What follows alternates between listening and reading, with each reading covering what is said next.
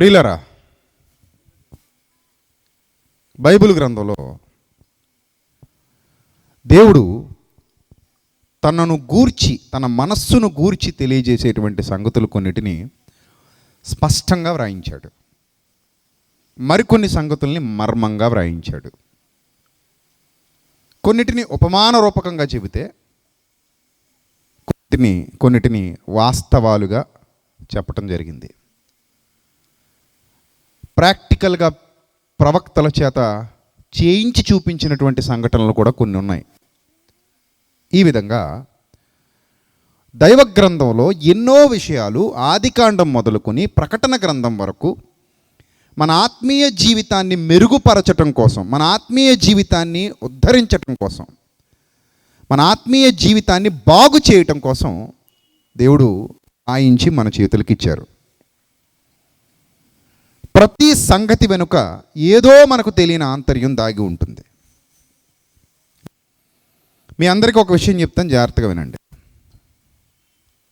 దేవుడు మానవుడు కాడు. దేవుడు ఎవరు కాడు? ఆయనకు రక్తమాంసాలు ఉన్నాయా? దేవునికి రక్తమాంసాలు ఉన్నాయా? లేవు. దేవుడు మనలాంటి రక్తమాంసములు కలిగిన వాడు కాడు. అందుకే బైబిల్ గ్రంథం చాలా స్పష్టంగా చెప్పింది. యోహాను సువార్త 4వ అధ్యాయం 24వ వచనంలో సాక్షాత్తు యేసుక్రీస్తు ప్రభు వారే మాట్లాడుతున్నారు. యోహాను సువార్త 4వ అధ్యాయం 24వ వచనంలో ఏమని చెప్పబడిందంటే, అక్కడ దేవుడు ఆత్మ గనుక, దేవుడు ఎవరట? ఆత్మ. ఆత్మ గనుక ఆయన్ని ఆరాధించే మనం ఆత్మతో సత్యంతో ఆరాధించాలి. ఎందుకంటే దేవుడు శరీరం కాదు, దేవుడు రక్తమాంసాలు కలిగిన వాడు కాడు, ఆయన ఆత్మయే ఉన్నాడు. ఇది చాలా సుస్పష్టంగా బైబిల్ చెప్తున్నటువంటి సత్యం. అదృశ్య దేవుడు, అదృశ్య దేవుని స్వరూపం అంటే, అదృశ్యుడు అంటే కంటికి కనిపించని వాడు, కంటికి కనిపించేవాడు కాదు దేవుడు. ఒక రూపాన్ని కలిగి లేడు ఆయన.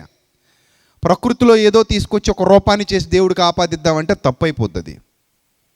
దేవుడికి మనం రూపాన్ని ఇవ్వలేం. ఆయన ఈ రూపంలో ఉంటాడు అని మనం చెప్పలేం. తిమోతికి రాసిన పత్రికలో కూడా ఆయనను గూర్చి వర్ణిస్తూ భక్తుడు అంటాడు, సమీపించరాని తేజస్సులో, ఏ తేజస్సు అట?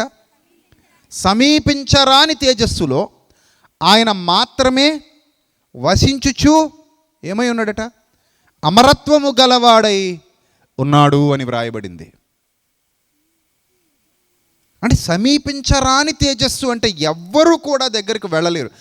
యెషయా గ్రంథంలో చెప్పబడుతుంది, దోతలు 2 రెక్కలతో తమ ముఖములను ఏం చేస్తున్నారట?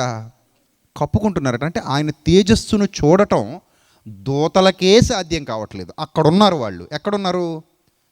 కోటాను కోట్ల దోతల సమూహం దేవుని సన్నిధిలో, దేవుని ఎదుట ఉన్నారు. పరలోకంలో దేవుని ఎదుటున్న దోతలే ఆయన ఏం చేయలేకపోతున్నారు? చూడలేకపోతున్నారు. దేవదూతలు అంటే పనోళ్ళు దేవుడికి. మన ఇంట్లో పనుడు మనం చూడగలడా? లేడా? చూడగలడు. కానీ దేవుని ఇంట్లో, దేవుని సన్నిధిలో, దేవుడున్న లోకంలో, పరలోకంలో పనోళ్ళుగా ఉన్నటువంటి దేవదూతలు కూడా దేవుణ్ణి చూడలేని స్థితిలో ఉన్నారు. అంటే ఆయన మహాదివ్య స్వరూపాన్ని, తేజోవంతమైన ఆ రూపాన్ని చూడలేక తమ చేతులతో, తమ రెక్కలతో తమ కన్నులు ఏం చేసుకుంటున్నారట? కప్పుకుంటున్నారు అని వ్రాయబడింది. అలాంటి మహాశక్తివంతుడే మనం నమ్ముకున్నటువంటి ఆత్మస్వరూపి అయిన దేవుడు. మరి ఇప్పుడు ఆత్మస్వరూపి అయిన దేవుడు గురించి అర్థం చేయించాలి. ఎలా అర్థం చేయించాలి? ఏ భాషలో చెప్తే మనకు అర్థమవుతుంది? అది ఏ భాషలో చెప్తే అర్థమవుతుంది? మనకు తెలిసిన భాషలో చెప్తేనే మనకి అర్థమవుతుంది. ఇక్కడ చాలామంది ఉన్నారు, చదువులేని వాళ్ళు ఉంటారు. కంప్యూటర్ల గురించి మీకు ఎక్స్ప్లెయిన్ చేస్తుంటే, ఆ కోడ్ లాంగ్వేజెస్ గురించి మీకు ఎక్స్ప్లెయిన్ చేస్తుంటే మీకు ఏమైనా అర్థం అవుతుందా? అస్సలు అర్థం కాదు. ఎంతసేపు మాట్లాడినా కాసేపటికి ఏమంటారంటే, ఏమంటే మీరు చెప్పింది ఏది ఒక్క ముక్క అర్థమైతే చెప్పు తీసుకుని కొట్టండి అంటారు. అంటే మీరు మాట్లాడే ఆ భాష, ఆ కోడ్ లాంగ్వేజ్ ఏదైతే ఉందో, ఆ కంప్యూటర్స్ గురించి మీరు చెప్తున్నది ఏదైతే ఉందో, ఆ భాష పూర్తిగా మాకు అర్థం కానిది. ఎందుకంటే మా బ్రెయిన్లో దానికి సంబంధించినటువంటి ఎలాంటి డేటా లేదు, ఎలాంటి డేటా లోపల లేదు. కాబట్టి మేము దాన్ని స్వీకరించగలిగే స్థితిలో లేము. ఆత్మస్వరూపైన దేవుని గురించిన సంగతులు, సమాచారం మీకు తెలియజేయాలి అంటే మరి ఎలా సాధ్యం? అది ఎలా సాధ్యం అని అంటే మనకు అర్థమయ్యే భాషలో చెప్పాలి. ఇంకా వేరే దారి లేదు. ఇంకేమైనా దారి ఉందా? ఏ దారి లేదు. ఏ భాషలో చెప్పాలి? మనకు అర్థమయ్యే భాషలో చెప్పాలి. అప్పుడప్పుడు పిల్లలకి చూడండి, స్కూల్లో పిల్లలకి ఏదైనా నేర్పించాలనుకున్నప్పుడు కొన్ని బొమ్మలు, కొన్ని వస్తువులు, ఆట వస్తువులు ఇలాంటివి తీసుకొచ్చి వాళ్ళకి అర్థమయ్యే విధంగా టీచర్లు ఏం చేస్తుంటారు? పిల్లలకి నేర్పిస్తుంటారు. ఎందుకు అలాంటి పద్ధతిని వాళ్ళు అవలంబిస్తున్నారు అంటే, వాళ్ళకి మనకి చెప్పినట్టు చెప్తే పిల్లలు అర్థం చేసుకోలేరు. ఎందుకంటే మన జ్ఞానం వేరు, వాళ్ళ జ్ఞానం వేరు, మన ఆలోచనలు వేరు, వాళ్ళ ఆలోచనలు వేరు, మన భాష వేరు, వాళ్ళ భాష వేరు. పిల్లల దగ్గర మనం వాడే భాష కూడా తేడాగానే ఉంటుంది. ఏమంటాం మనం? లాల పోసుకుంటావా అంటాం. లాల్ అంటే ఏంటి? దానికో భాష. మన తెలుగు భాషలో దానికంటూ ప్రత్యేకమైన పదాలు ఏమీ లేవు. చిన్నపిల్లల భాష అంతే అది. లాల అంటే ఇప్పుడు మీ దగ్గరికి వచ్చి లాల పోసుకున్నావా అంటే నవ్వుతారు. ఎందుకంటే ఎద్దుల్లో ఎదిగిపోయాం మనం. మన దగ్గర పదాలు పనికిరావు. మరి ఏమనాలి? స్నానం చేసావా అంటే సరిపోద్ది. మరి వాళ్ళని ఏమంటారు? ఆమ్మ తింటావా నాయన? ఆమ్మ ఆమ్మ అంటారు. ఆమ్మ నిన్నంటే హోటల్కి వెళ్ళి ఆమ్మ ఉందా అన్నావు అనుకో, ఆడు నీ వైపు ఎలా చూస్తాడు? ఏదో కొంచెం తేడా క్యాండిడేట్లో ఉన్నాడు, ఈయన ఏ పిచ్చి ఆసుపత్రి నుంచి వచ్చినట్టున్నాడు అనుకుంటారు. ఆమ్మ అనకూడదు మనం ఇప్పుడు. మరి ఏమనాలి?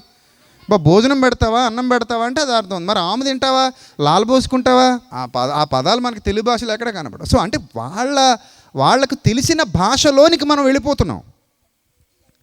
వాళ్ళకి అదే అర్థమవుతుంది కాబట్టి అందులోకి వెళ్ళిపోయి వాళ్ళకి అర్థమయ్యేలా చెప్తున్నాం. కానీ అది మనకు సూటబుల్ కాదు.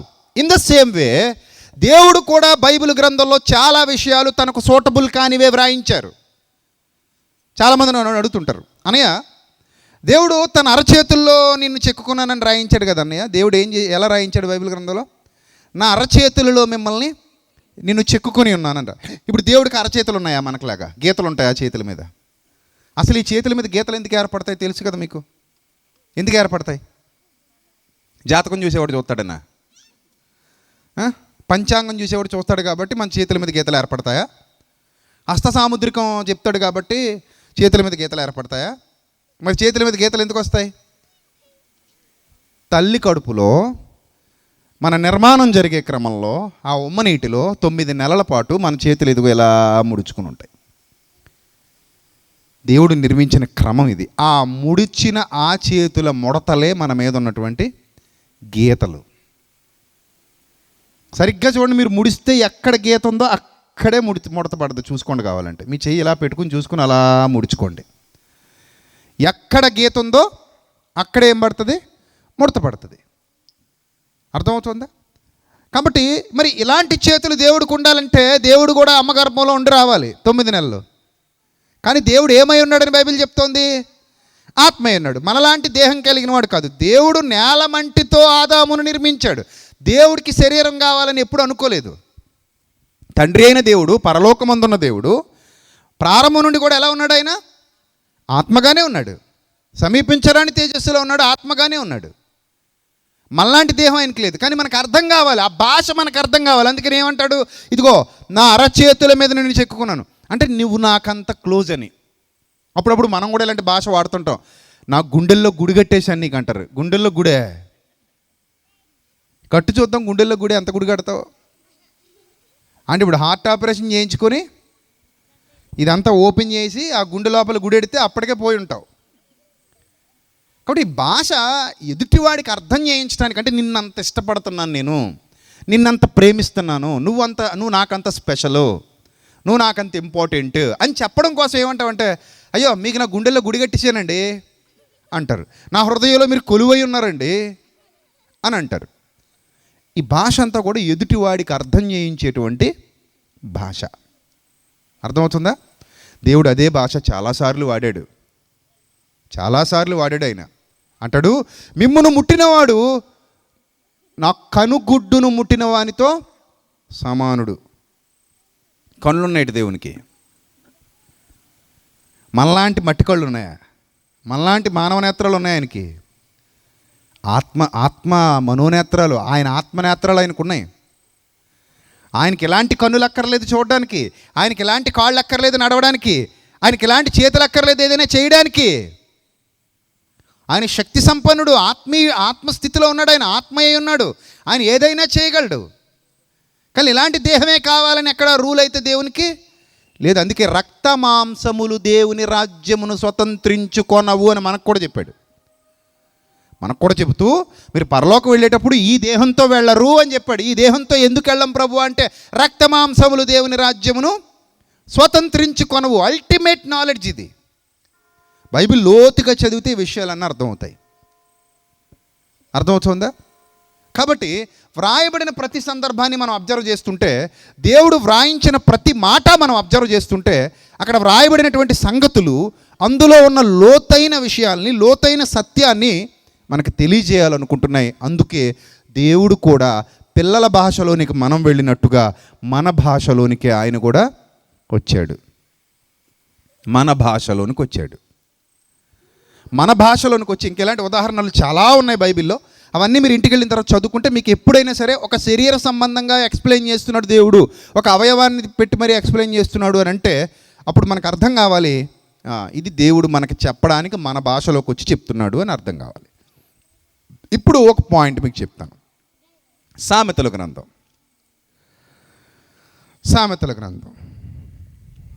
6వ అధ్యాయము 34వ వచనం జాగ్రత్తగా చూద్దాం. సామెతల గ్రంథం 6వ అధ్యాయము 34వ వచనం. భర్తకు పుట్టు రోషము మహారౌద్రము గలది, ప్రతీకారము చేయు కాలమందు అట్టివాడు కనికరపడడు. ప్రాయశ్చిత్తం ఏమైనను నీవు చేసినను వాడు లక్ష్య పెట్టడు. ఎంత గొప్ప బహుమానములు నీవిచ్చినను వాడు ఒప్పుకోడు. మీకేం అర్థమైంది 4 వచనాలు చదివేసరికి? ఎవరి భర్త? భర్తకు పుట్టు రోషమట మహారౌద్రము గలదట. మహారౌద్రం అట. ఇక ఇందుకే భర్త అనగానే ఇంకా అక్కడ ఇంకొకళ్ళు ఎవరు ఉండాలి? ఆపోజిట్ వర్డ్ అంటే భర్త అనగానే ఆ పదం ఫుల్ఫిల్ అవ్వాలంటే పక్కన ఇంకొకళ్ళు ఎవరు ఉండాలి? భార్య ఉండాలి. ఇప్పుడు భర్తకు రోషం పుట్టింది అంటే అక్కడ ఎవరితో చెప్తున్నాడు అనమాట ఈ మాటలు? ఎవరితో చెప్తున్నాడు?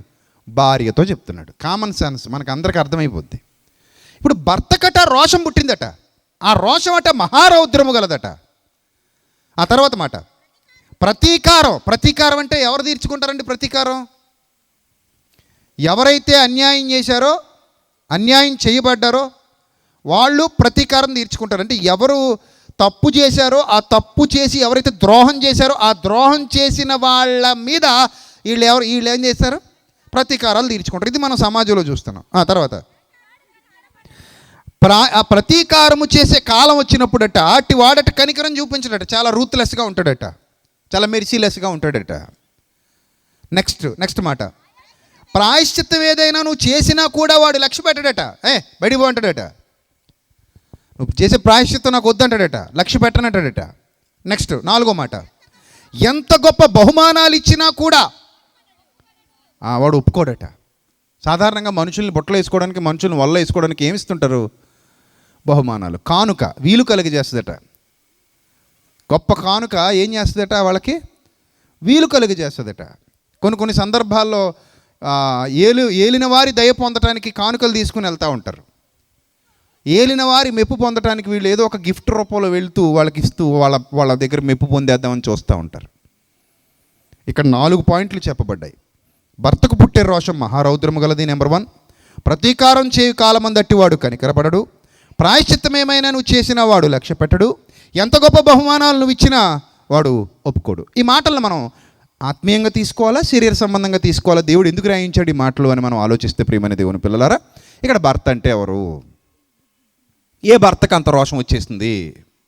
ఏ భర్త ప్రతీకారం చేద్దాం అనుకుంటున్నాడు అని అంటే, ఏమంటే ఇప్పుడు అసలు భర్తకి అంత కోపం ఎప్పుడు వస్తుంది చెప్పండి? భర్తకి ఇంకంత కోపం, అంత రౌద్రం, అంత ప్రతీకారం చేయాలనే ఆలోచన, అంత అంత అంత అంత తీవ్ర స్థాయికి భర్త ఎప్పుడు వెళ్ళిపోతాడు? భార్య ఏం చేసినప్పుడు? అన్యాయం చేసినప్పుడు. అన్యాయం అంటే తన నిబంధనను అతిక్రమించినప్పుడు. నిబంధన ఏంటి? వివాహంలో ఇద్దరూ నిబంధన చేసుకుంటారు. నిబంధన ఏంటంటే నాకు నువ్వు, నీకు నేను. ఒకరి శరీరంపై మరొకరికి అధికారం ఉంది. కొరింథీ పత్రికలో కూడా భర్తకే కానీ భార్యకు తన దేహము పైన అధికారము లేదు అని వ్రాయబడింది. సో వారు వారి ధర్మములు నడుపవలెను. ఒకరి యందు అనురాగం కలిగి, ప్రేమ కలిగి, లోబడి ఉండవలెను. ఇవన్నీ కూడా ఆ నిబంధనలో చెప్పబడినటువంటి మాటలు. ఇప్పుడు భార్య అనగానే నా సొత్తు అని భర్త అనుకుంటున్నాడు, భర్త అనగానే నా సొత్తు అని భార్య అనుకుంటుంది. ఈ భార్య కోసం భర్త చాలా కష్టపడతాడు, చాలా కష్టపడతాడు. అయితే ఈ మాటలు ఎగ్జాక్ట్గా ఒక భర్తకే వర్తిస్తాయి అని మనం అనుకుంటే తప్పుడు భర్తలు చాలామంది ఉన్నారు సమాజంలో. ఈ చాలా ఇబ్బందులు ఎదుర్కొంటూ ఉంటారు కొంతమంది. అది ఏంటో మీరు జాగ్రత్తగా ఆలోచించండి. భర్తకు పుట్టు రోషం మహారౌద్రము గలది అన్న పదప్రయోగాలు ఎందుకు చేయబడుతున్నాయి అనేది మీరు జాగ్రత్తగా ఆలోచన చేస్తే, ప్రియమైన దేవుని పిల్లలారా, అందరు భర్తలు ఒకలా ఉండరు, అందరు భార్యలు ఒకలా ఉండరు. కానీ ఈ సందర్భాన్ని మనం అందరు భర్తలకే ఆపాదించేసాం అనుకోండి. మొన్న మధ్య న్యూస్లో ఒకటి వచ్చింది. తన భార్యతోనే డబ్బు కోసం ఒక భర్త ఏం చేస్తున్నాడట, వ్యభిచారం పని చేస్తున్నాడట, కొట్టి మరి ఇక్కడ తీసుకొచ్చి ఈ వచనానికి ఆ భర్తను ఆపాదించామనుకోండి, is it suitable for this verse? No, not suitable. He's not a righteous person. He's not a righteous person. So ఇక్కడ వ్రాయబడిన సందర్భాన్ని మనం జాగ్రత్తగా, భర్తకు పుట్టు రోషం మహారౌద్రము గలది అంటే భర్తలందరూ అంత మంచోళ్ళు ఉండరు. ఒక్కొక్కడు భార్యను తీసుకెళ్ళి ఎక్కడో అమ్మేస్తుంటాడు. అందరూ ఒకలా లేరు కదా. మరి ఇక్కడ ఇంత రోషం కలిగిన వాడంటే కొంతమంది దగ్గరుండి తప్పులు చేయించే వాళ్ళు కూడా ఉన్నారు. అది మనం న్యూస్లో చూస్తున్నాం, డబ్బు కోసం గడ్డి తినేవాళ్ళు. మరి ఏంటి భర్త గురించి ఇలాంటి పదప్రయోగాలు వాడాడు దేవుడు అని మనం ఆలోచన చేస్తే, ప్రియమైన దేవుని పిల్లలారా, మనకు అర్థమయ్యే భాషలో ఇక్కడ సందర్భాలు వ్రాయబడ్డాయి. ఇక్కడ సందర్భాలు ఏ భాషలో వ్రాయబడ్డాయి? మనకు అర్థమయ్యే భాషలో వ్రాయబడ్డాయి. ఎవరింతకీ హస్బెండ్ ఎవరు, ఎవరింతకీ భర్త ఎవరు? ఇంత రోషం, ఇంత ప్రతీకారం, ఇంత రౌద్రం, ఇంత కోపం, ఎవరికింత కోపం ఉంది, ఎవరికింత రౌద్రం ఉంది అని మనం ఆలోచన చేస్తే, చూడండి ఇక్కడ ఎవరి భర్త అని మనం ఆలోచన చేస్తే, యెషయా గ్రంథం 54వ అధ్యాయం. మరలా సామెతల గ్రంథానికి వద్దాం. యెషయా గ్రంథం 54వ అధ్యాయం 5వ వచనం. యెషయా గ్రంథం 54వ అధ్యాయం 5వ వచనం. నిన్ను సృష్టించిన వాడు అనగా నీ సృష్టికర్త నీకు భర్త అయి ఉన్నాడు. చూసారా, బైబిల్లో వ్రాయబడిన సందర్భాలను ఎప్పుడు కూడా లోక సంబంధంగా అర్థం చేసుకోకూడదు, లోక సంబంధంగా వాటి గురించి ఆలోచించకూడదు. అలాగ ఆలోచిస్తే మనం పప్పులో కాలేసిన వాళ్ళం అయిపోతాం. అందుకే బైబిల్లో చాలా మర్మంగా కొన్ని విషయాలు వ్రాయించాడు, కొన్ని లోతైన విషయాలు వ్రాయించాడు. వాటిని అర్థం చేసుకోవడానికి బైబిల్ మీదే ఆధారపడమని చెప్పాడు. అలాంటి విషయాలలో చాలా లోతైన సంగతి ఇది. ఏమని వ్రాస్తున్నాడంటే, నిన్ను సృష్టించిన సృష్టికర్త నీకేమై ఉన్నాడట? భర్త అయి ఉన్నాడు. సైన్యములకు అధిపతియగు యెహోవా అని ఆయనకు పేరు. ఇశ్రాయేలు యొక్క పరిశుద్ధ దేవుడు నీకు విమోచకుడు, సర్వలోకమునకు దేవుడని ఆయనకు పేరు. అంటే ఇక్కడ భర్త అనగానే ఈ సందర్భాలలో మనం ఎవరిని అర్థం చేసుకోవచ్చు? దేవుడు. మరి భార్య ఎవరు? సంఘము అనగా మనము. ఆయన పిల్లలుగా పిలువబడుతున్న వారిని భార్యతో పోల్చి చెప్పాడు సుమా. ఇది కేవలం పోలిక మాత్రమే. అంటే ఒక విషయాన్ని అర్థం చేయించడానికి దేవుడు ఏం చేస్తున్నాడు? పోలిక చెబుతున్నాడు. పోలిక. చాలా సందర్భాల్లో ఆయన పోలికలు చెప్పాడు. నేను గొర్రెల కాపరిని అంటాడు. తన పిల్లల్ని ఎవరితో పోలిస్తాడు? మళ్ళీ గొర్రెలతో పోలిస్తాడు. నేను గొర్రెలకు మంచి కాపరిని. అప్పుడు గొర్రెలు అనగానే మీరు డైరెక్ట్ గొర్రెలు తీసుకోవాలా? మరి ఎవరిని తీసుకోవాలి? మనుషుల్ని. కాపర్ అనగానే మరి ఎవరు అక్కడ? డైరెక్ట్ గొర్రెల కాపరా? కాదు. మరెవరు? దేవుడు. నేను గొర్రెలకు మంచి కాపరిని అన్నప్పుడు మీకు అక్కడ గొర్రెలు అనగానే మనుషులను గుర్తు రావాలి, కాపర్ అనగానే ఎవరైనా గుర్తు రావాలి? దేవుడిని గుర్తు రావాలి. అర్థమవుతుందా? ఇలాంటి సందర్భాలు బైబిల్ గ్రంథంలో కోకొల్లలు చాలా ఉన్నాయి. తనను తను అలా పోల్చుకున్నాడు. అలాంటి పోలికలు, ఉపమానాలు ఒకటా రెండా? తప్పిపోయిన కుమారుడు అంటాడు, తండ్రి అంటాడు. ఇందుకే తప్పిపోయిన కుమారుడు ఎవడు? వాడు మనమే, దారి తప్పిపోయిన ప్రజలం. తండ్రి ఎవరు? సర్వోన్నతుడైన దేవుడు. తోటమాలి, అంజూరపు చెట్టు. ఈ అంజూరపు చెట్టు ఎవరు? నువ్వు నేను. తోటమాలి ఎవరు? యజమాని ఎవరు? సో అలా ఉంటాయి బైబిల్ గ్రంథంలో వచనాలు. కాబట్టి ఆ భాషకు ప్రాధాన్యత ఇవ్వకుండా అక్కడ దేవుని యొక్క భావం ఏంటి అనేది అర్థం చేసుకోవడానికి మనం ప్రయత్నం చేయాలి. అలా ప్రయత్నం చేస్తామనే దేవుడు మన భాషలో వ్రాయించాడు. అందుకే మీకు ఫస్టే కొన్ని ఎగ్జాంపుల్స్ ఇచ్చి నేను నా ప్రసంగంలోనికి ముందుకు వెళ్ళాను. ఇప్పుడు ఇచ్చినటువంటి ఎగ్జాంపుల్స్ మీరు జాగ్రత్తగా గమనిస్తే ప్రియమైన దేవుని పిల్లలారా, భర్తకు పుట్టు రోషం మహారౌద్రము గలది, ప్రతీకారము చేయు కాలమందు అట్టివాడు కనికరపడడు, నువ్వు ప్రాయశ్చిత్తం ఏమైనా నువ్వు చేసినా కూడా అతను లక్ష్య పెట్టడు, నువ్వు ఎంత గొప్ప బహుమానాలు ఇచ్చినా నీ వైపు నీ మొహం కూడా చూడ్డు.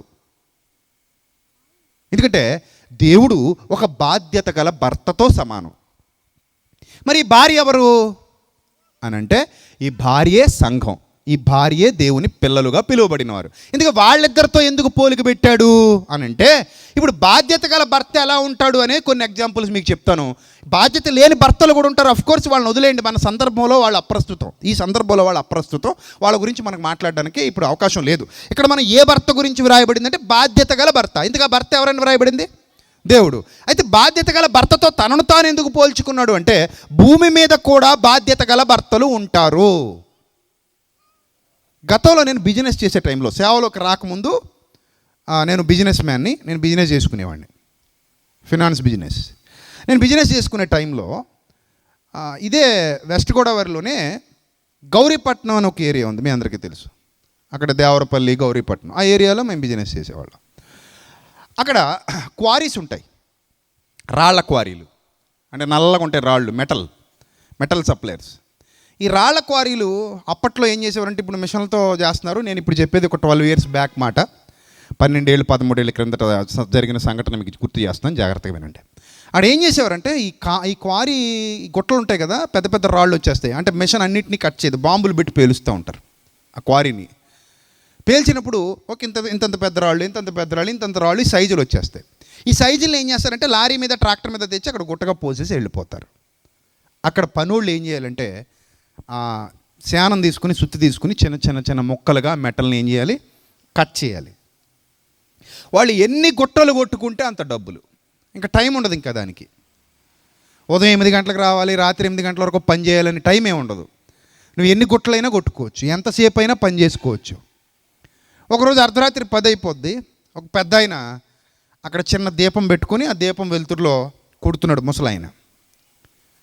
10 అయిపోయింది. అప్పటికే మేము ముగించుకొని వచ్చేస్తున్నాం, మా ఇంటికి పోదామని చెప్పేసి మేము బైక్ తీసుకుని రెడీ అయిపోయాం. రెడీ అయిపోతే ఆ ముసలాయన అక్కడ కూర్చున్నాడు. ఏందయ్యా బాబు, ఇంకా టైం అయిపోయింది, 10 అయిపోయినా ఇంకా కొడుతున్నావు, నువ్వు ఇంటికి పోవచ్చుగా అంటే, లేదండి మా ఆవిడ హాస్పిటల్లో ఉందండి. అంటే మీ ఆవిడ హాస్పిటల్లో ఉంటే నువ్వు ఇక్కడ ఏంటంటే, లేదండి రాత్రంతా పని చేస్తే ఉదయం నుంచి కొడుతూనే ఉన్నాడు, మధ్యాహ్నం భోజనానికి లేచి ఉంటాడు, కొడుతూనే ఉన్నాడు, చేతులు బొబ్బలెక్కిపోయి ఉంటాయి, వాళ్ళు కాయలు కాసేసి ఉంటాయి పాపం. ఎలాంటి మనిషి అయినా రోజంతా 24 గంటలు పని చేయాలి, నిద్ర మానుకుని పని చేయాలంటే శరీరం సహకరించదు. శరీరం ఎప్పుడు విశ్రాంతిని కోరుకుంటుంది. ఉదయం నుంచి సాయంత్రం వరకు కష్టపడిన తర్వాత విశ్రాంతిని కోరుకుంటుంది శరీరం. కానీ విశ్రాంతి లేకుండా ముసలాయన పని చేస్తున్నాడు. అక్కడ పెద్ద ఆయన కొడుతుంటే ముక్కలు చేసుకుంటూ దాన్ని కొట్టుకుంటూ ఉన్నప్పుడు నేను అడిగితే ఆయన అన్నాడు, ఇది ఒరిజినల్గా జరిగినటువంటి, యథార్థంగా జరిగినటువంటి సంఘటన మీతో పంచుకుంటున్నాను.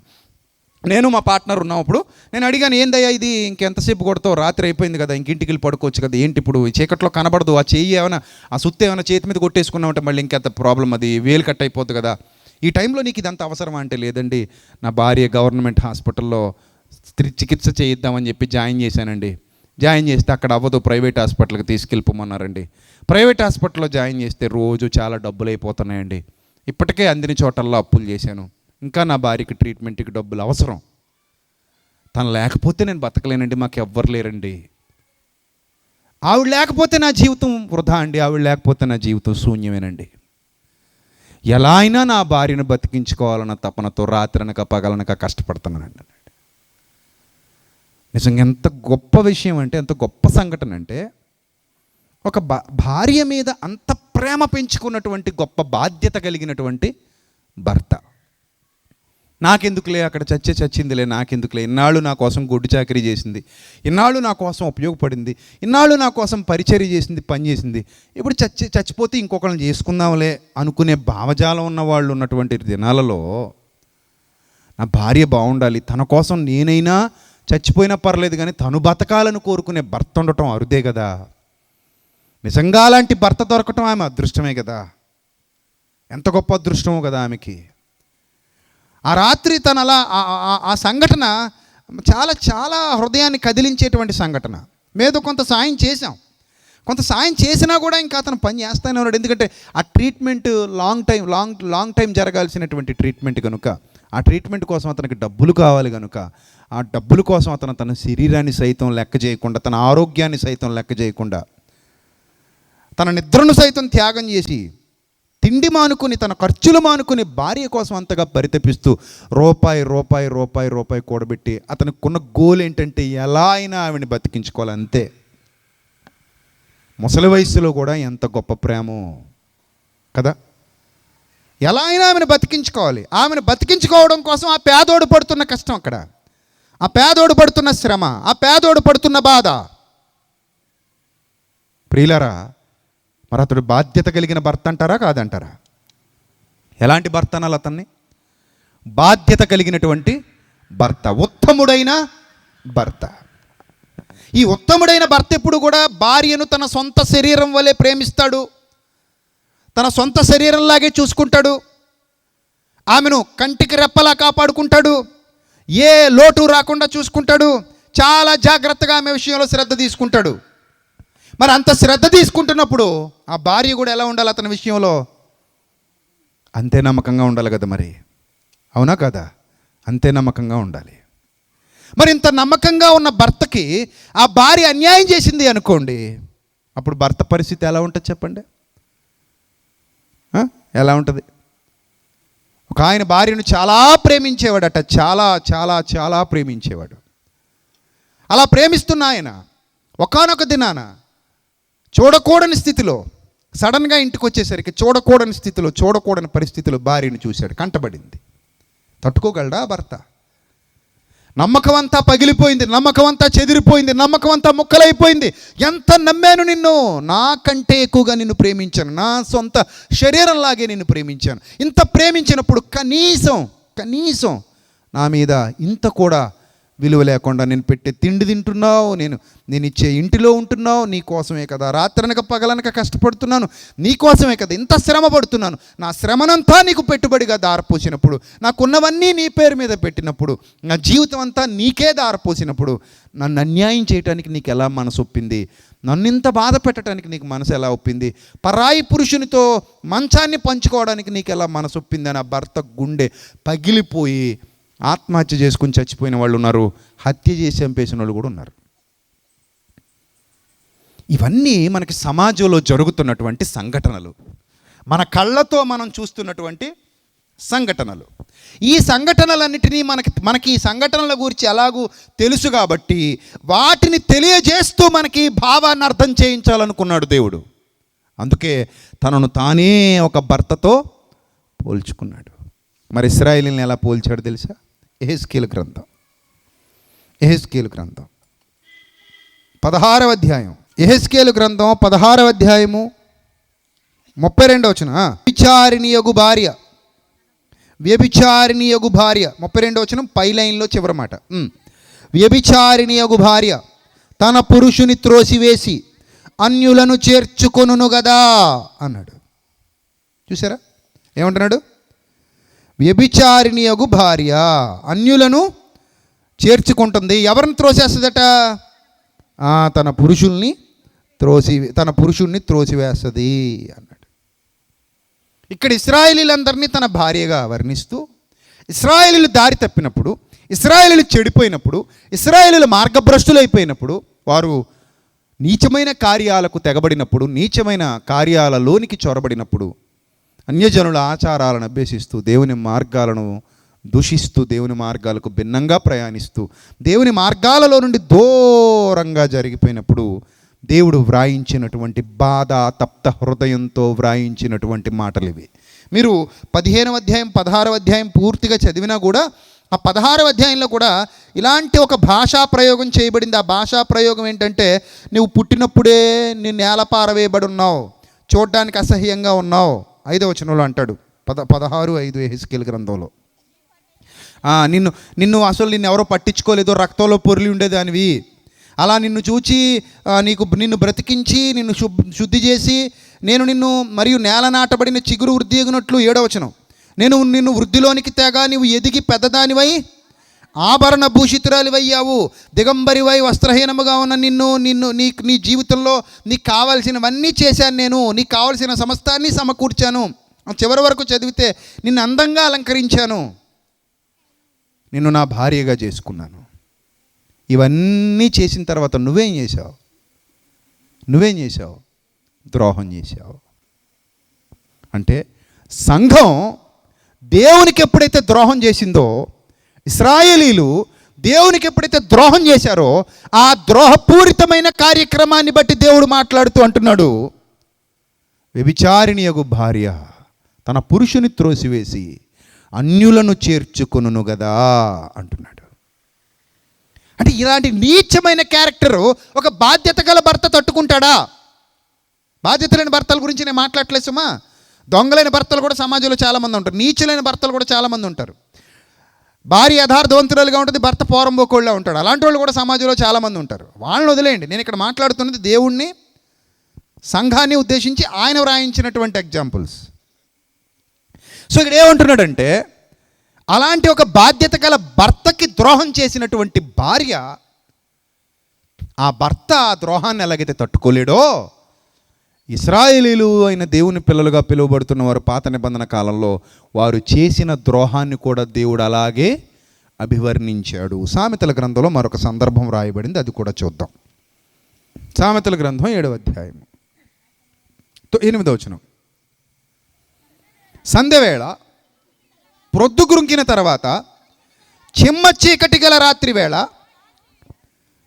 వాడు జారస్త్రీ సందు దగ్గరనున్న వీధిలో తిరుగుచున్నాడట. ఒకడు దాని ఇంటి మార్గమును నడుచుచున్నాడట. అంతటి వేశ్యావేశం వేసుకున్న ఒక స్త్రీ, కపటము గల స్త్రీ ఒకతే వానిని ఎదుర్కొనవచ్చెను. అది మాట్లాడుతోంది అతనితో. అది వచ్చేట వాడిని ముద్దు పెట్టుకుందట. సిగ్గుమాలిన ముఖము పెట్టుకుని ఇట్లంటుందట 13వ వచనంలో, సమాధాన బలులు నేను అర్పింపవలసి ఉంటిని, నేడు నా మొక్కుబళ్ళు చెల్లించి ఉన్నాను, కాబట్టి నేను నిన్ను కలుసుకొనవలనని రాగా నిన్ను ఎదుర్కొనవలనని బయలుదేరగా నీవే కనబడితివి.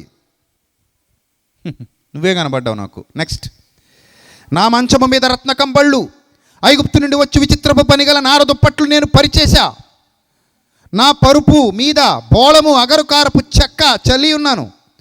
ఉదయము వరకు వలపు తీర తృప్తి పొందుదము రమ్ము, పరస్పర మోహము చేత చాలా సంతుష్టి నొందుదము రమ్ము. పురుషుడు ఇంట్లో లేడు. పురుషుడు ఎక్కడ లేడట? ఇంట్లో లేడట. ఎక్కడికి వెళ్ళాడట? దూర ప్రయాణము వెళ్ళి ఉన్నాడు. అతడు సొమ్ము సంచి చేతబట్టుకుని పోయాడు, పొన్నమి నాటి వరకు ఇంటికి రాడు అని. అంటే ఈ భార్య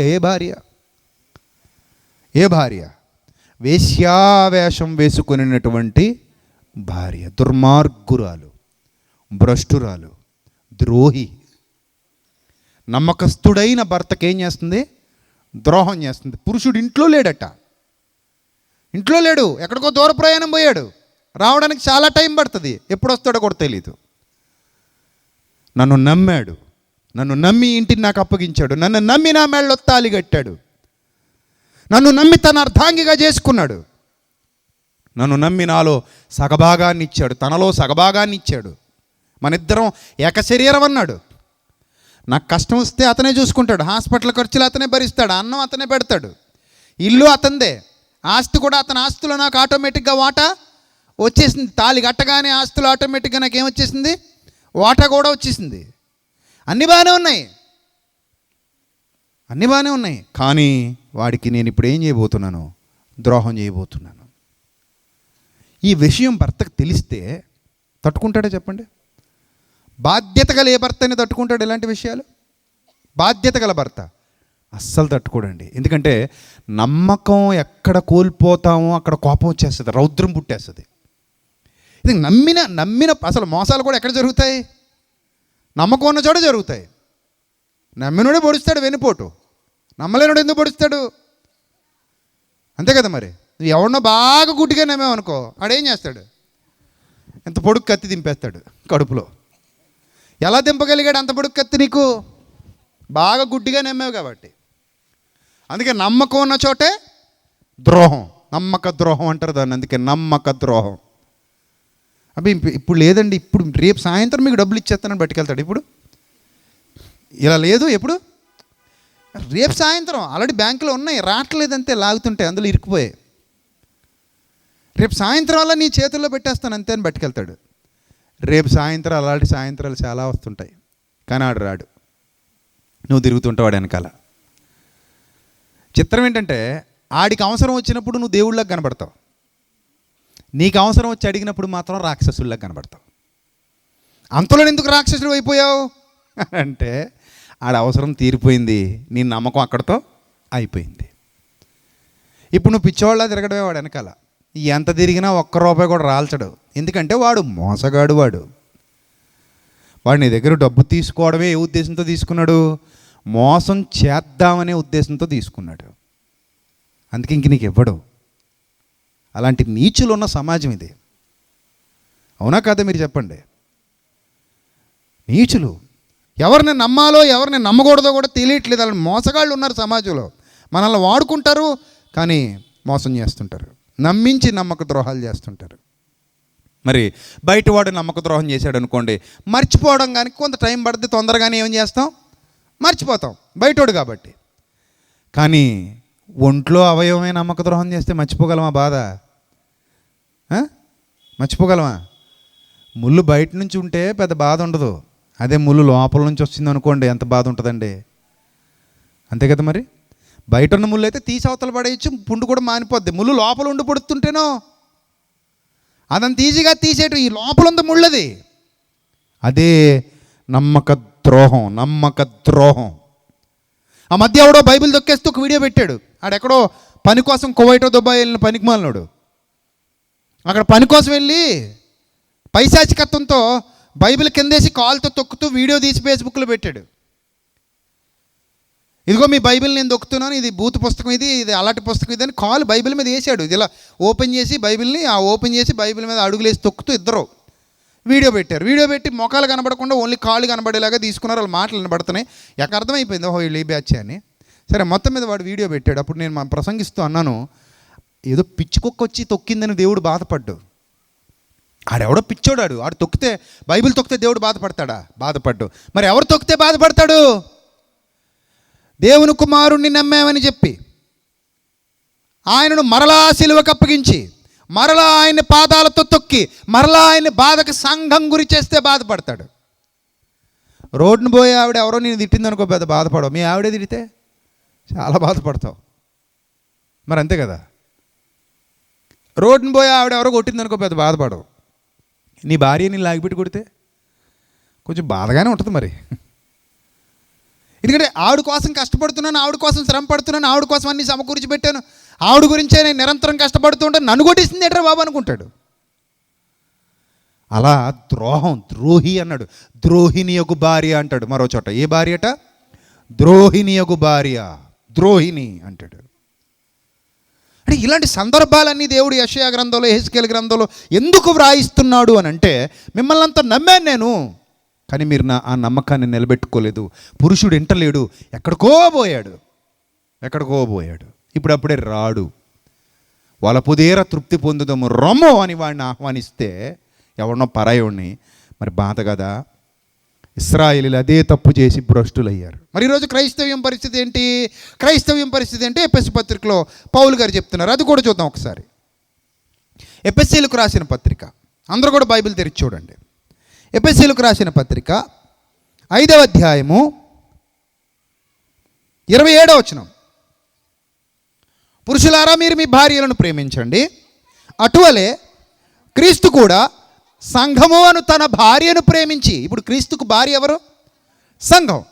ఇది కూడా ఏ భాష? మనకు అర్థమయ్యే భాష. అదే ముందు నుంచి మీకు చెప్తూ వస్తున్నాను, మనకు అర్థమయ్యే భాషలో రాయబడింది బైబిల్.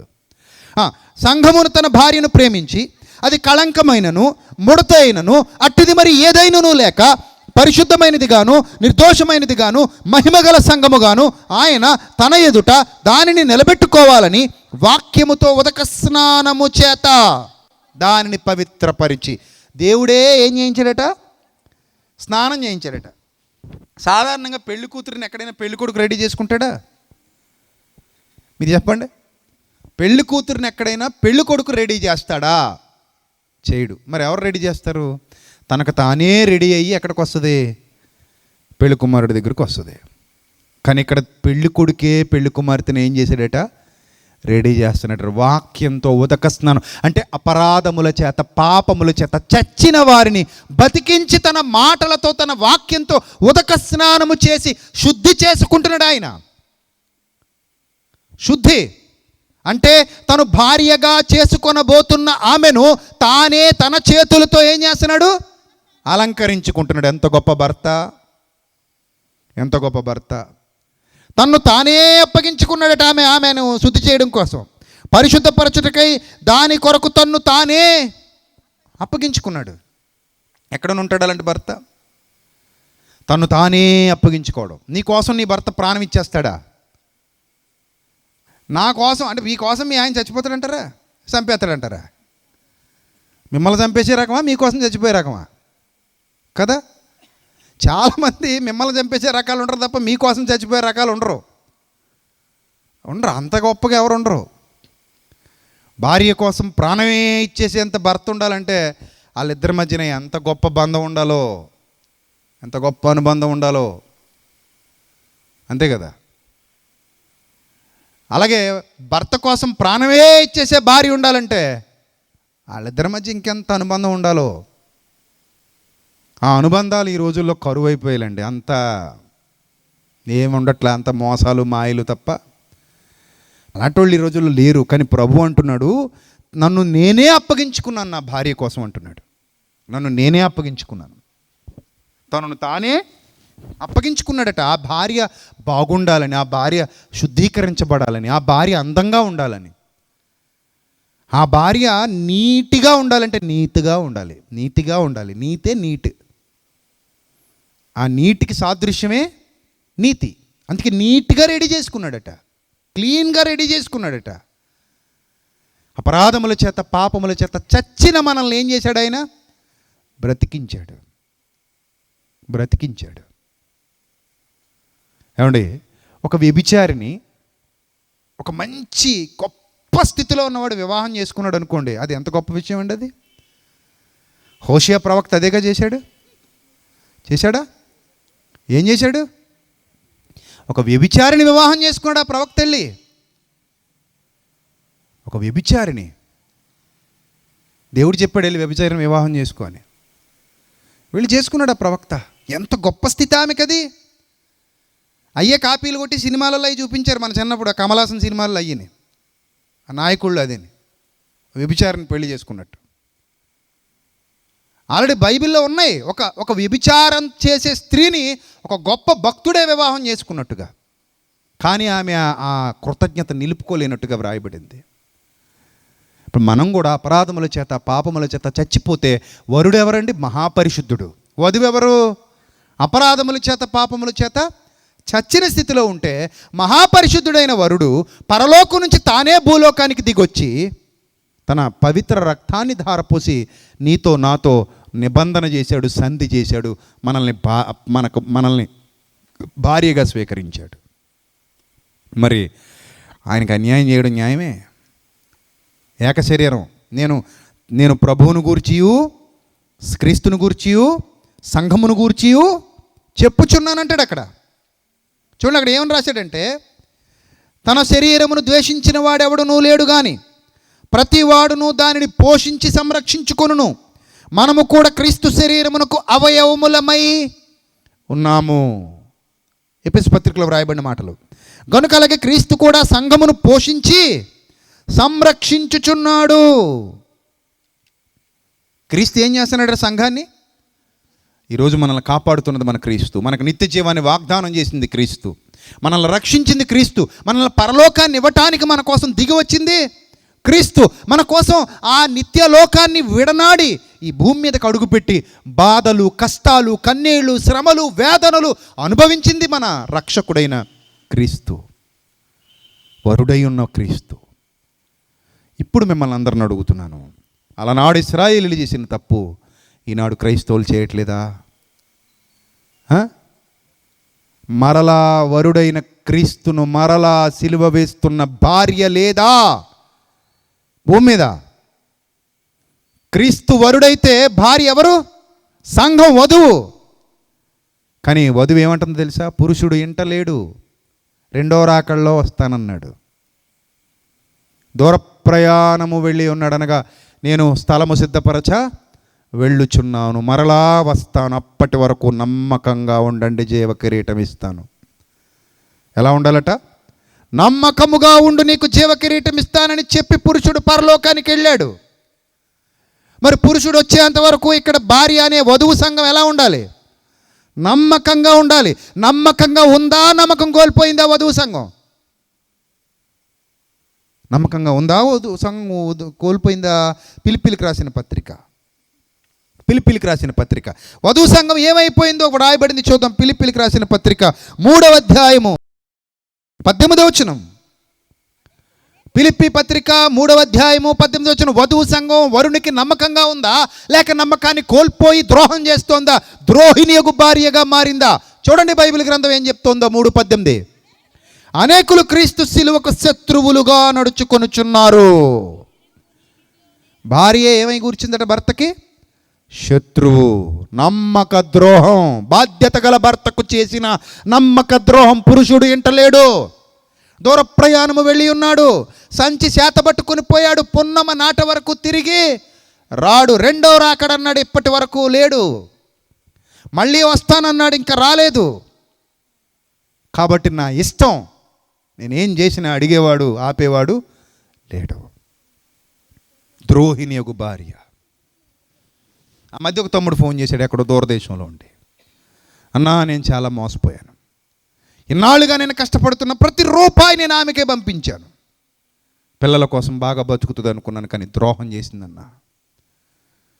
నేను ఇక్కడెక్కడో ఉన్నాను, ఎండకి నలిగిపోతున్నాను, ఎండకి మండిపోతున్నాను, ఇంత బాధపడుతూ ఇంత శ్రమ పడుతూ ఇక్కడ ఈ దేశం కాని దేశంలో కష్టపడుతున్నాను తన కోసమే. కానీ నాకు అన్యాయం చేసింది, నమ్మకత్వాన్ని కోల్పోయింది, తప్పు మార్గాలలోనికి వెళ్ళింది, చచ్చిపోవాలని ఉందన్నా అని ఫోన్ చేశాడు. అప్పుడు నేను అన్నాను, తప్పు నాన్న, పిల్లల మొహం చూడు, ఆమె తప్పు చేసిందని నువ్వు చచ్చిపోతే పిల్లలు అన్యాయం అయిపోతారు. ఆమెకు తగిన గుణపాఠం దేవుడే చెప్తాడు. నీ బ్రతుకు నువ్వు బ్రతుకు. ఆమె చచ్చిందనుకో, ఎప్పుడైతే అలాంటి తప్పు మార్గాల్లోనికి వెళ్ళి ఇల్లు విడిచి వెళ్ళిందో ఆ రోజే నీ భార్య ఏమైంది? చచ్చిందనుకో, చచ్చిందనుకో, అంతే. ఏ రోజు ఇల్లు విడిచిందో ఆ రోజే చచ్చింది, చచ్చిపోయింది అనుకో, అంతే. పిల్లల కోసం నువ్వు బతకాలి, నువ్వు అలాంటి అఘాయిత్యాలు ఏం చేసుకోకు అని ధైర్యం చెప్పాను. ఇలాంటి పరిస్థితుల్లో ఆడవాళ్ళు కూడా ఉంటారు. ఎక్కడో దేశం కాని దేశంలోకి వెళ్తే అక్కడ పని చేసి పంపిస్తే ఇక్కడ భర్తకు పంపిస్తుంటే ఈ భర్త ఇక్కడ ఎవరితోనో అక్రమ సంబంధాలు పెట్టు తిరుగుతుంటాడు. మరి అలాంటప్పుడు భార్యకు కూడా ఏమనిపిస్తుంది? బాధ అనిపిస్తుంది. సో ఆ బంధం ఎప్పుడు కూడా నమ్మకత్వంతోనే నిలబడుతుంది. బంధంలో నమ్మకత్వం ఉండాలి. ఎవరు నమ్మకత్వాన్ని కోల్పోతే వాళ్ళు ఇక దాని నుంచి తొలగించబడతారు. 2 టైర్లు ఉంటాయి చక్రాలకి బండికి, ఓ టైర్ పేలిపోయి ట్యూబ్ అంతా చిరిగిపోయి మొత్తం చీరేసింది అనుకోండి, టైర్ అంతా. ఏం చేస్తాం? టైర్ని తీసి అవతల పడేస్తాం, ఎందుకంటే ఇక ప్రయాణానికి అది పనికిరాదు. అలాగే ప్రియ సంఘమా, గుర్తుపెట్టుకో, నమ్మకత్వాన్ని కోల్పోతే దేవుడు ఏమన్నాడు తెలుసా? నిత్య జీవానికి నిన్ను రానివ్వనన్నాడు. తలుపు వేసేసిన తర్వాత నువ్వు ఎంత బాధినా ఆ తలుపు తీస్తాడా? తీడు. గెట్ అవుట్, గెట్ లాస్ట్ అంటాడు. నమ్మకత్వం కోల్పోయావు. అనేకులు క్రీస్తు శిలువకు శత్రువులుగా నడుచుకొనిచున్నారు. వీరిని గురించి మీతో అనేక పర్యాయములు చెప్పి ఇప్పుడు నువ్వు చెప్పుచున్న ఏడుస్తున్నాడట ఒక సేవకుడు. ఇప్పుడు కూడా ఏడుస్తూ చెప్తున్నాను, ఈ సంఘాన్ని గురించి మాట్లాడుతూ ఏడుస్తున్నాను, ఈ సంఘాన్ని చూసి అన్నాడు. ఎందుకయ్యా సంఘాన్ని చూసి ఏడుస్తున్నావంటే, నాశనమే వారి అంతం, వారి కడుపే వారి దేవుడు. వారు సిగ్గుపడాల్సిన సంగతులకి ఏమవుతున్నారు? అతిశయపడుతున్నారు. వాళ్ళు భూ సంబంధమైన సంగతుల మందే మనస్సు ఉంచుతున్నారు. మన పౌరస్థితి ఏమో పరలోకంలో ఉంది. చూసారా వీళ్ళు ఎవరికి అన్యాయం చేస్తున్నారు? రక్షకుడైన యేసుక్రీస్తుకు అన్యాయం చేస్తున్నారు. భర్త అయిన యేసుక్రీస్తుకు అన్యాయం చేస్తున్నారు. తన స్వరక్తం ఇచ్చి సంపాదించాడు మనల్ని. అంత స్వరక్తం ఇచ్చే భర్త ఎక్కడున్నాడు ఈ రోజుల్లో? తన రక్తమే దారపోసే భర్త, రక్తమే దారపోసే భర్త. మొన్న ఒక ఆవిడకి కిడ్నీలు పోనీయట. అందరూ చెక్ చేస్తున్నారు, ఎవరిది సెట్ అవ్వలేదు. చివరికి భర్త సెట్ అయిందట. భర్త సెట్ అయితే అన్నాడట వైద్యుడు, ఏమయ్యా 2 కిడ్నీలు ఉన్నాయి కదా, ఒక కిడ్నీ ఇచ్చేవయ్యా మీ భార్యకి బతుకుద్దంటే ఆడన్నాడట, ఒక కిడ్నీ నాకు సరిపోదండి అన్నాడట. ఒక కిడ్నీ నాకు సరిపోదండి, రేపొద్దున ఎప్పుడైనా నాకు ఒక కిడ్నీ తేడా వచ్చింది అనుకోండి, ఇంకోటి ఉండాలి కదండి. ఇప్పుడు దానికి ఇచ్చేస్తే నా పరిస్థితి ఏంటండి? నేను ఇవ్వలేనండి. మరి ఏం చేయమంటావు? మందులైతే వాడిచ్చండి, చచ్చిపోతే చచ్చిపోద్దండి, నాకు సంబంధం లేదండి. ఎంత గొప్ప భర్తో కదా. వాళ్ళిద్దరి మధ్యన ఇదేదో వ్యాపార సంబంధమైన రిలేషన్షిప్ ఉంటుంది మరి, అంతే మరి. కానీ యేసుక్రీస్తు అలాంటి భర్త కాడు. మనం అడగక మునుపే మన కొరకు ప్రాణం ఇచ్చిన భర్త, మనల్ని శుద్ధి చేసుకున్న భర్త, మన కళంకమంతటిని కడిగిన భర్త. ఏ భర్త భార్యను తాను అలంకరించాడు, కానీ సంఘాన్ని క్రీస్తే ఏం చేశాడు? అలంకరించాడు. క్రీస్తే అలంకరించాడు. ఏమండి, ఎవరైనా సరే బాగుంటే ప్రేమిస్తారు, బాగోకపోతే ప్రేమించరు. ఇది సమాజం నైజం. బాగుంటే ప్రేమించే లోకం అండి ఇది. బాగోకపోతే ఎవ్వడు ప్రేమించడు, బాగోకపోతే ఎవ్వడు పెళ్లి చేసుకోడు, బాగోకపోతే ఎవ్వడికి అక్కర్లా. అందరికీ అందంగా ఉండాలి, అందరికి అప్సరసల్లాగా ఉండాలి. బాగోపోతే అసలు ఎవరికి లవ్వే పుట్టదట. అంటే బాగుంటే పుట్టే లవ్ ఇది, అంటే పై లవ్ ఇది, లోపల లవ్వు కాదు. మరి దేవుడు లవ్వో పై లవ్ కాదు, అయింది హృదయాన్ని చూస్తాడు ఆయన. నువ్వు మరుగుజ్జువైనా, నువ్వు ఎలా ఉన్నా, నీ ముక్కు కళ్ళు బాగోకపోయినా, నువ్వు అందవికారంగా ఉన్నా, నువ్వు ఎంత అందవిహీనంగా ఉన్నా, నీ పై రూపాన్ని ఆయన చూసే దేవుడు కాడు, హృదయమును చూసే దేవుడు. నిన్ను బాగు చేసుకొని ఇష్టపడి పెళ్లి చేసుకున్నాడు ఆయన. అలాంటి భర్త సంగమా గుర్తుపెట్టుకో. దేన్ని చూసి ఇష్టపడ్డాడు ప్రభు? నీ ఒరిజినల్ రూపాన్ని చూశాడు. నీ ఒరిజినల్ ఐ లవ్ యూ అన్నాడు, అంతే. That is the greatness of Lord's love. అంత గొప్పది ఆయన ప్రేమ. నీ ఒరిజినాలిటీ చూశాడు. అవును, నేను నీ రూపాన్ని ఇష్టపడుతున్నాను, ఐ లవ్ యూ అన్నాడు. పాపినైనా నన్ను కూడా ప్రేమిస్తావా ప్రభువా? Yes, I love you. నేను పాపులని పిలువ వచ్చాను. ప్రభువా, నేను అపరాధిని ప్రభువా, no problem, I love you. నా కోసం కూడా ప్రాణం పెడతావా ప్రభువా? ఎస్, అఫ్ కోర్స్, నీ కోసం కూడా ప్రాణం పెడతాను. ప్రభువా, నేను అపరాధముల చేత పాపముల చేత చచ్చిన వాడను, చచ్చిన దానను, నీతి మాలిన బ్రతుకు బ్రతికాను ప్రభువా. నేను దుష్ట సంబంధమైన బ్రతుకు బ్రతికాను, చీకటి సంబంధమైన బ్రతుకు బ్రతికాను. నా బ్రతుకు నిండా తప్పులే, నా బ్రతుకు నిండా తప్పులే ప్రభువా.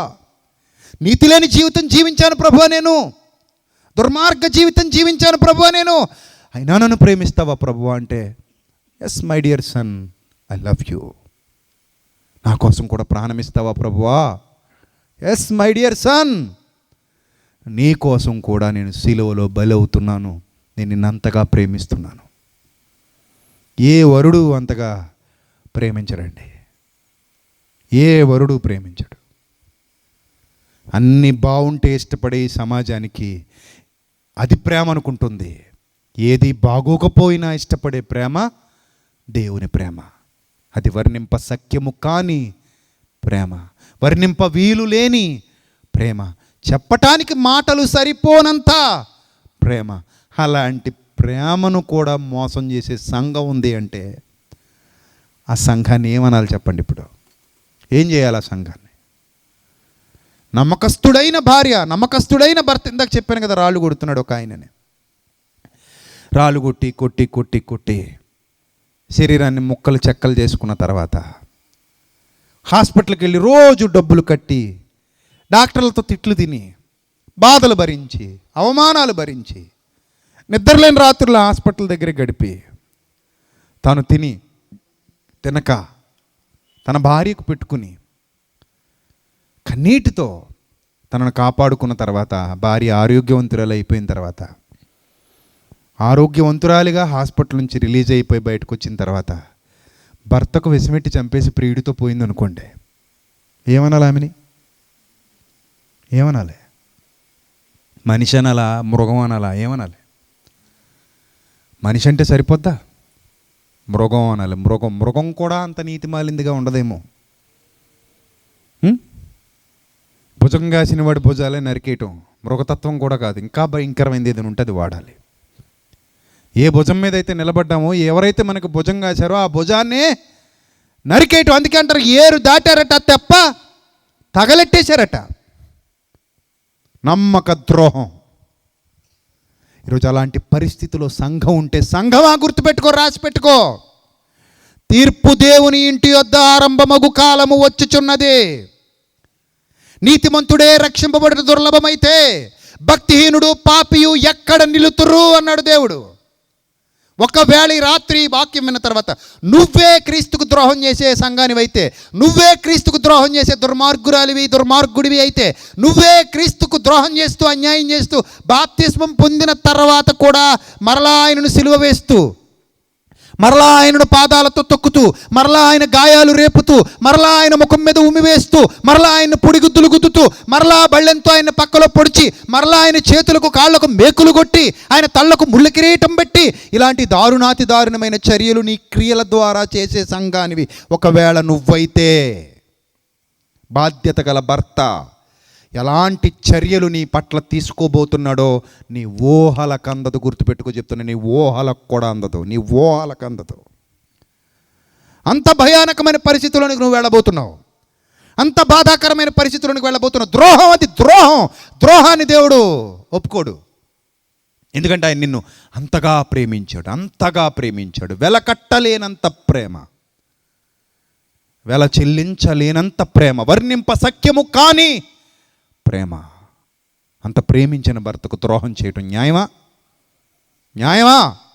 కాదు. అలాంటి దేవుని కుమారుని పాదములతో తొక్కి రక్షింపబడుటకు ఉపయోగపడే నిబంధన రక్తాన్ని, మన రక్షణకు ఉపయోగపడినటువంటి తాను పరిశుద్ధపరచుటకు సాధనమైన నిబంధన రక్తాన్ని అపవిత్రమైనదిగా ఎంచి కృపకు మూలమగు ఆత్మను తిరస్కరించిన వాడు ఎంత గొప్పదైన తండ్రనకు, ఎంత ఎక్కువైన దండనకు పాత్రుడుగా ఎంచబడునని మీకు తోచును అన్నాడు. అందుకే జీవము గల దేవుని చేతిలో పడుట భయంకరం అన్నాడు. భయంకరం. కాబట్టి ప్రియమైన దేవుని ప్రజలారా, ఈ రాత్రి ఒక అద్భుతమైన సందేశాన్ని, అత్యద్భుతమైన సందేశాన్ని ప్రభువు మీ ముందుంచారు తన వాక్యంలో నుండి. వధువు సంఘమా, వరుడు రాబోతున్నాడు, సిద్ధపడు. పాట పాడటం వరకే ఆగిపోవద్దు. పాట పాడుకుంటాం, ఓ సంఘమా సర్వంగమా, పరలోక రాజ్యపు ప్రతిబింబమా, యేసయ్యను ఎదుర్కొనగా నీతినలంకరించి సిద్ధపడుమా, ఓ సంఘమా వినుమా. పాట వరకే ఆగిపోయాం, కానీ ఆ పాట ఎక్కడికి రాలేదు, బ్రతుకులోకి రాలేదు. ఐ లవ్ యూ చెప్పడం ఈజీ అనండి, నోటు మాట. కానీ లోపల ఇంకొకరిని పెట్టుకుని ఎదుటిగా నిలబడ్డాడికి ఐ లవ్ యూ చెప్పడం పాపం అండి. గదిలో అపవాదం ఉన్నాడు, గుమ్మం బయట దేవుడు ఉన్నాడు. ఆయన తలుపు తడుతున్నాడు, ఏమే తీవే అంటున్నాడు. ఈవిడ తీట్లా, ఎందుకు తీస్తుంది, లోపలాడున్నాడు. లోపలాడుండగా ఈయనకి తలుపు ఎందుకు తీస్తుంది? ద్రోహిణియగు భార్య. సంఘం అలా ఉండకూడదండి, తప్పండి. అందుకే నేను మొదటే చెప్పాను, మీకు అర్థమయ్యే భాషలో బైబిల్ వ్రాయించాడు. మీకు అర్థం కావాలని నేను ఇంకా విడమరిచి ఉపదేశించాను. ఒకవేళ ఏమైనా కొన్ని మాటలు కఠినంగా ఉంటే నన్ను మన్నించండి. అన్నయ్య ఏంటి ఇలా చెప్పేసేయడంతో ఓపెన్గా అనుకోకండి, చెప్పాల్సి వస్తుంది. లేకపోతే కొన్ని సంగతులు సంఘానికి అర్థం కావట్లా. రోజు రోజుకి సంఘం భ్రష్టు పెట్టిపోతుంది. రోజు రోజుకి దేవుని పిల్లలని చెప్పుకునే వారి దారి తప్పిపోయి తిరుగుతున్నారు. తప్పులు జరగడం మానవ సహజం, కానీ పడిపోయిన వాడు పడిపోయినట్టే ఉండకూడదు. ప్రభు పిలుస్తున్నాడు, నిలబడాలి. ఎప్పుడో నువ్వు పడిపోయి ఉండొచ్చు, అఫ్కోర్స్, కానీ ఇది దేవుడు దానిని విడిచి ముందుకు సాగమంటున్నాడు. పడిపోయిన వారిని మరలా తిరిగి నిలబడమంటున్నాడు. ఆ మొదటి క్రియలు చేయమంటున్నాడు. నువ్వు ఏ స్థితిలో పడిపోయావు ఆ స్థితిని జ్ఞాపకం చేసుకుని మరలా మొదటి క్రియలు చేయము అని హితవు పలుకుతున్నాడు. అది కూడా వినకుండా ఆ భ్రష్టు పట్టిపోయిన బ్రతుక్కే అలవాటు పడిపోయి, ఆ నీచమైన బ్రతుక్కే అలవాటు పడిపోయి దేవుడిచ్చిన అవకాశాలు కూడా దుర్వినియోగం చేసుకుంటున్నావేమో. సంగమా గుర్తుపెట్టుకో, వరుడు వస్తాడు, నిన్ను నిర్దాక్షిణ్యంగా విడనాడి వెళ్ళిపోతాడు. ఆ తర్వాత ఆయనకంత రోషం పుట్టిన తర్వాత భర్తకు పుట్టు రోషము మహారౌద్రము గలదే. ఆ సందర్భంలో దేవుడే భర్త. చదువుదాం ఇప్పుడు సామెతల గ్రంథం 6వ అధ్యాయం. ఇదంతా అర్థమైన తర్వాత మరొకసారి మాట చదవండి. సామెతల గ్రంథం 6వ అధ్యాయం భర్తకు పుట్టు రోషము, మహారౌద్రము గలది, ప్రతీకారం. మమకారం లేదు ఇప్పుడు, మమకారం లేదు. ఇంకా ఏ కారం? మమకారం బదులు ఏ కారం? ప్రతీకారం. తట్టుకోలేవు. గొడ్డుకారం కంటే భయంకరంగా ఉంటుంది, జాగ్రత్త. ప్రతీకారము చేయు కాలమందు అట్టివాడు కనికరపడడు. తర్వాత ప్రాయశ్చిత్తమేమైనను నీవు చేసినను వాడు లక్ష్య పెట్టడు. బాబా ఇవి ఒకసారికేనండి. నాటకాలు ఇవి ఒకసారికేనండి, ఇంకేం చేయదండి, ఇంకెప్పుడు చేయనండి, ఇంక ఈసారికేనండి, ఇంక తర్వాత మీకు ఇసం కలిపి పెట్టేయడమేండి ఇంకా అని అనుకుంటే ఇక్కడో నమ్ముతాడేమో కానీ ఆయన నమ్మడు. నీ హృదయంలో ఏముందో కూడా ఆయనకు తెలుసు. ప్రాయశ్చిత్తం ఏమైనా నువ్వు చేసినను వాడు లక్ష్య పెట్టడు. ఇంకా మళ్ళీ నీ ముఖం కూడా చూడ్డు. బాధ్యత గల భర్త భార్య దారి తప్పితే మళ్ళీ జీవితంలో ముఖం చూడ్డు. ఎందుకంటే నమ్మక ద్రోహి కాబట్టి. ఇంకంతే, అక్కడితో నీ చాప్టర్ ఏమైపోయింది? క్లోజ్. ఆ నిబంధన తెంపుకుని పోయావు. దేవుడు అంతే, నిబంధనలో నుంచి వెళ్ళిపోతే నీ ముఖం కూడా చూడ్డు ఇంకా ఆయన. క్లోజ్. అక్కడితో నీ చాప్టర్ క్లోజ్. నిబంధనలో నుంచి వైదొలిగిపోయిన తర్వాత, రక్షణ మార్గంలో నుంచి వైదొలిగిపోయిన తర్వాత, ద్రోహిగా మారిపోయిన తర్వాత ఇస్కరియోతు కూడా అలాగే మారిపోయాడు, ద్రోహిగా మారిపోయాడు. అందుకే ద్రోహియగు ఇస్కరియోతు యోధా అని వ్రాయబడింది. పేగులు బయటకు వచ్చి చచ్చాడట, ఉరి పెట్టుకుని కింద పడి. పొట్టలో నుంచి పేగులు బయటకు వచ్చి, ఏ పొట్ట కోసం అయితే, ఏ కడుపు అయితే దేవుడు అనుకుని 30 వెండి నాణేలకు ప్రభువును నమ్ముకున్నాడో, ఆ కడుపులో నుంచి ఏ పేగుల్లోకి అయితే తిందాం అనుకున్నాడో ఆ పేగులే నేల మీదకి వచ్చి పడిపోయినాయి. ఎంత దుర్మార్గ సంబంధమైన ఆలోచనలు కలిగాడో అంత దురదృష్టకరమైన స్థితిలోనికి వెళ్ళిపోగలిగాడు. కాబట్టి దేవుడు క్షమించాడు. ఇంకా ఆ సమయం వచ్చేస్తే ఇంక అంతా అయిపోయిన తర్వాత ఇంకేముంది? అయిపోయింది. చేతులారా నువ్వే చేసుకున్నావు. ప్రాయశ్చిత్తం ఏమైనా నీవు చేసినను నీ భర్త లక్ష్య పెట్టడు. నెక్స్ట్, ఎంత గొప్ప బహుమానాలు ఇచ్చేద్దాం అనుకున్నా వాడేం చేయడట? ఒప్పుకోడు అంటోంది బైబిల్. ఇది ఇన్ని ద్రోహ కార్యాలు చేసి ఏమన్నా ₹1,00,000 తీసుకుని నన్ను రానివ్వండి ఇంటికంటే రానిస్తాడా? ఈ 5 లక్షలు తీసుకుని ఇంటికి రానివ్వండి అంటే రానిస్తాడా? ఆత్మాభిమానం కలిగిన వాడు ఎప్పుడు అమ్ముడు పోడో గుర్తుపెట్టుకో. ఆత్మాభిమానం ఉన్నవాడు ఎప్పుడు అమ్ముడు పోడో. వాడు ఆత్మాభిమానమే వాడి ఆస్తి. నీకేంత ఆత్మాభిమానం ఉంటే మరి దేవుడికి ఇంకెంత ఉండాలి? ఆయన రోషము గల దేవుడు, పౌరుషము గల దేవుడు, మాట తప్పని దేవుడు, నమ్మకస్తుడు, యథార్థవంతుడు, మంచివాడు, నీతిమంతుడు, పరిశుద్ధుడు, పవిత్రుడు, నిర్దోషి, నిష్కల్మషుడు, పాపులలో చేరక ప్రత్యేకముగా ఉన్నవాడు. అలాంటి గొప్ప దేవుడు ఆయన మోసం చేస్తే ఆ మోసాన్ని తట్టుకోగలిగే స్థితిలో ఆయన ఉండడు, లేడు. కాబట్టి ప్రియమైన దేవుని పిల్లలారా, ఈ రాత్రి సత్యాన్ని అర్థం చేసుకోండి. నమ్మకస్తులుగా ఉండి చనిపోవడమే మన విధి. నమ్మకాన్ని వమ్ము చేసుకుని, రక్షణను తృణీకరించి, రక్షణను ఉల్లంఘించి భ్రష్టు పట్టిపోతే ఆ పాపానికి ప్రాయశ్చిత్తం కూడా ఇక చేసుకోవడం సాధ్యం కాదు. ఎందుకంటే అయిపోయింది. చేతులారకి దాన్ని నువ్వేం చేసుకున్నావు? పోగొట్టుకున్నావు. ఒకసారి వెలిగింపబడి పరలోక సంబంధమైన వరమును రుచి చూచి, హెబ్రీ పత్రిక 6వ అధ్యాయం చివరిగా చదువుకుని ముగించుకుందాం. హెబ్రీ పత్రిక అందరూ తెరిచి చూడండి బైబిల్. హెబ్రీ పత్రిక 6వ అధ్యాయము 4వ వచనం. హెబ్రీ పత్రిక 6వ అధ్యాయం 4వ వచనం. ఒకసారి వెలిగింపబడి పరలోక సంబంధమైన వరమును రుచి చూచి పరిశుద్ధాత్మలో పాలివారై దేవుని దివ్య వాక్యమును రాబో యుగ సంబంధమైన శక్తుల ప్రభావమును అనుభవించిన తర్వాత తప్పిపోయిన వారు. ఎప్పుడట? అన్నీ అనుభవించేసిన తర్వాత అప్పుడు తప్పిపోయాడట బుద్ధిహీనుడు. ఏమీ ఎరగకుండా తప్పిపోయినవాడు కాడు వీడు, అన్నీ ఎరిగి తప్పిపోయిన బుద్ధిహీనుడు వీడు. తప్పిపోయిన వారు తమ విషయములో దేవుని కుమారుని మరలా సిలువ వేయచ్చు. ఎవరిళ్ళు? విశ్వాసఘాతకులు. ఎవరు? విశ్వాసఘాతకులు, కృతజ్ఞులు. మరలా సిలువేశారట. ఆయన సిలువ వేయబడిందే నీ కోసం. నువ్వు వచ్చి మళ్ళీ ఏం చేశావు? మరలా సిలువేశావు, మరలా సిలువ వేయచ్చు. బాహాటముగా ఆయనను అవమానపరుచుచున్నారు. మిమ్మును బట్టియే కదా నా నామం అన్యజనుల మధ్య ఏమవుతుంది? దూషింపబడుతుంది, అవమానాల పాలవుతోంది. బాహాటంగా అవమానపరుస్తున్నారట. భర్తను తీసుకెళ్ళి ఈదిలో పెట్టేసింది.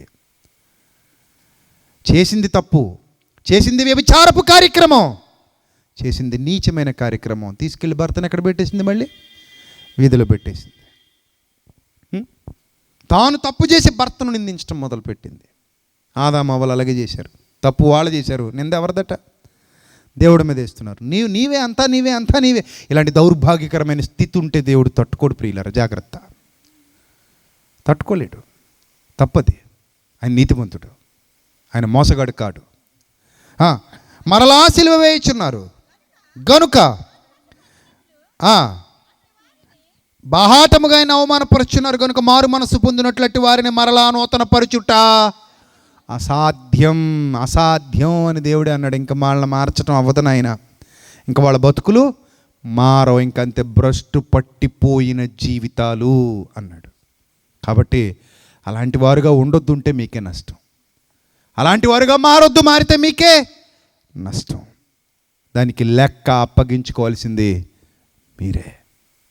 కాబట్టి ప్రియమైన దేవుని పిల్లలారా, దేవుని యందు భయభక్తులు కలిగి ఉండండి, ఆయన ఇష్టాన్ని నెరవేర్చండి, ఆయన మార్గాలలో నడవండి, ఆయన కొరకు జీవించండి, ఆయన కొరకు ఉన్నతమైన సాధనాలుగా వాడబడండి. భయం భక్తి చచ్చేంత వరకు వదలకండి. ఎక్కడైతే రక్షణలోకి అడుగు పెట్టారో ఒకసారి వెనక్కి తిరిగి చూసుకోండి. ఇక కొంచెం కాలమే మిగిలి ఉంటుంది. ఒకవేళ పడిపోతే తిరిగి ఈరోజే ఈ రాత్రే నిలబడిపోండి, కాళ్ళు పట్టుకుని వేడుకోండి. నిజమైన మారు మనస్సుతో ఆయన పాదాల దగ్గరికి రండి. మళ్ళీ అవకాశాలు దొరకవు. మళ్ళీ నీకు ఇలాంటి అద్భుతమైన వాక్యాలు వినబడకపోవచ్చు. దేవుడు నీతో సూటిగా మాట్లాడే సమయం ఇది. ఆ సమయాన్ని పోగొట్టుకోకు. మళ్ళీ చెప్తున్నా, కావాలనుకుంటే మళ్ళీ అవకాశం రాదు. వచ్చినప్పుడే జాగ్రత్తగా వాడుకో, సరిదిద్దుకో, చక్కబెట్టుకో. ఆయన రాకడకు సిద్ధపడు. అట్టి ధన్యత దేవుడు మీ అందరికీ దయచేయనుగాక. తలలు వంచండి, ప్రార్థన చేసుకుందాం. సర్వకృపానిధి కనికరం కలిగినటువంటి మా కన్న తండ్రి, దయగలిగిన దేవ, ఎంత గొప్ప సందేశాన్ని మా అందరికీ వినిపింపజేశారు ప్రభా. నిజమే ప్రభా, మీరు వ్రాయించిన భాష మాకు అర్థమైతే చాలు, మా బ్రతుకులు మారిపోతాయి తండ్రి. మా నిత్య జీవితంలో జరిగే విషయాలని ఎత్తి చూపిస్తూ తండ్రి, మాకు అర్థమయ్యే రీతిగా ఎన్నో సంగతులు గ్రంథంలో వ్రాయించారు ప్రభువా. వ్రాయబడిన ప్రతి మాట మీ పిల్లలకు అర్థమయ్యే రీతిలో వారి హృదయం అనే పలకల మీద వీటిని ప్రభు పొందుపరిచి 30 60 100 ఫలింపచేయండి. విని విడిచిపెట్టే గుంపులో గాక విన్న వాక్యం అనుసరించి జీవించగలిగే భాగ్యాన్ని ప్రసాదించమని సమస్త ఘనత మహిమ ప్రభావములు మీకే చెల్లిస్తూ క్రీస్తు వారి శ్రేష్టనామంలో ఈ ప్రార్థన మనవులు అడిగి వేడుకొనుచున్నాం మా కన్న తండ్రి. ఆమెన్. అందరికీ వందనాలు. May God